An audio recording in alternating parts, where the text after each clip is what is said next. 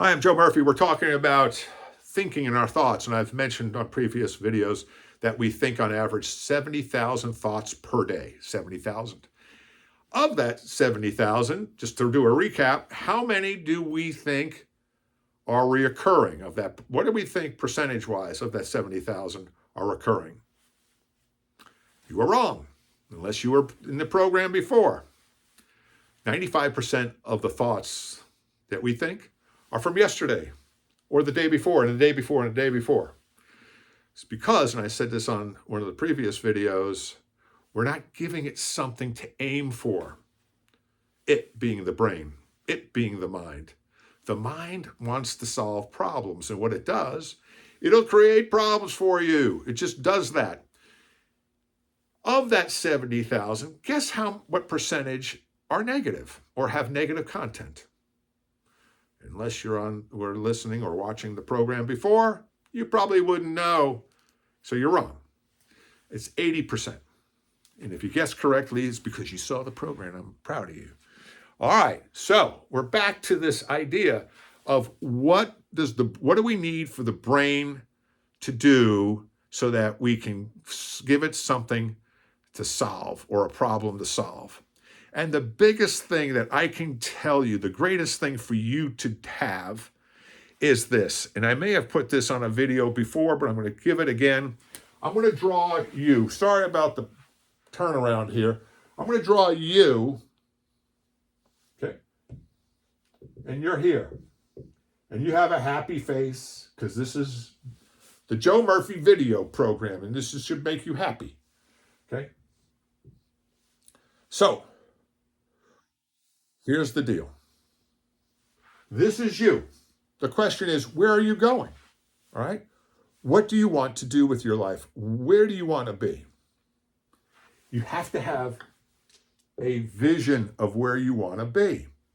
And in order to create and give your mind something to do, if you have a big enough vision or a big enough why or a big enough what,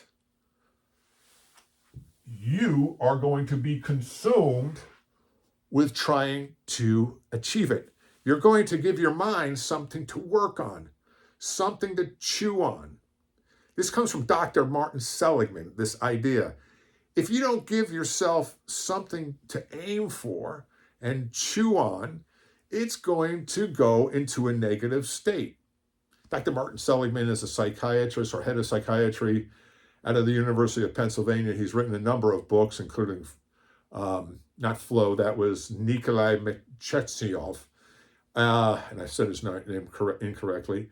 But he's written a number of books called Learned Optimism, and also other books, that are about happiness. And one of the books called Happiness, actually. And there was another one that I really enjoyed, and I can't remember the name of it. I'll put it in the body of the text to this. But written some great books. Even the older books that I just mentioned, Learned Optimism, it's a powerful book. He also wrote The Optimistic Child. So if you want to learn how to teach your children how to be optimistic, that's a great book. Anyway, I'm off track. Here's the story. If you can give your mind something to work on by creating a vision, a thing, something that you want in the future, here's where you are today. Say you want to become a doctor or a lawyer, and then you create all the steps backwards from what you have to do in order to be that person. I do this in my leadership lessons in classes, the Leadership Academy. I say, what's your vision for yourself? And most people say, I don't want to create a vision. After you get to talk to them, why do you want to create a vision? Well, what if I don't make it? Well, what if you do make it? That's the question you need to be asking. What if you do make it? So I tell people, if you're a supervisor, manager, aim to be vice president. You have to create a vision for yourself to define the attributes and the skills you need to develop in order to get from here to there. And it becomes such a powerful thing because all of a sudden it creates this life force within you. And I mentioned this on an earlier video, this momentum factor as you start moving along the spectrum or along the timeline to reach your vision. The strangest thing also happens is that your mind starts becoming more creative in different ways on how to attain the vision. And also begins to, I start identifying people that'll help you achieve the vision. I don't know how that works, but all of a sudden people start showing up in your life that have similar goals or have what you want, and they can tell you how to get it. I read this from a psychiatrist who was an Olympic coach, and he helped business people on Wall Street, and then was hired away, Dr. Ari Keefe, as a psychiatrist or a coach for people, stockbrokers on Wall Street. And he made a lot of money just being a coach because he showed people how to become high performers. But what you learn in reading some of his books, trading stocks, you have to pull the psychology out of it, is that he starts over here with who do you want to be? What do you want to have? And then what are the steps for you to achieve it? And who's the person you need to become now? And what happens is you define the attributes, and then you start to see yourself with these attributes already and characteristics, so that you start behaving with them now. This isn't fake it till you make it. That's AA.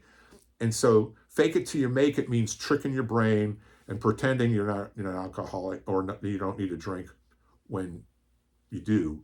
This is totally different. This is creating the attributes that you need to have and then working on those attributes by being that person now. It's like saying, I need to be a more eloquent person. So you're going to start becoming more eloquent in your statements. But you're also going to build on the skills by reading, by going to Toastmasters, giving speeches, giving presentations. All of a sudden, what happens is the vision, as you start moving toward it, as one of the books, Zen philosophy, called Zen and the Art of Archery, the target, as you start developing this, the target starts moving towards you.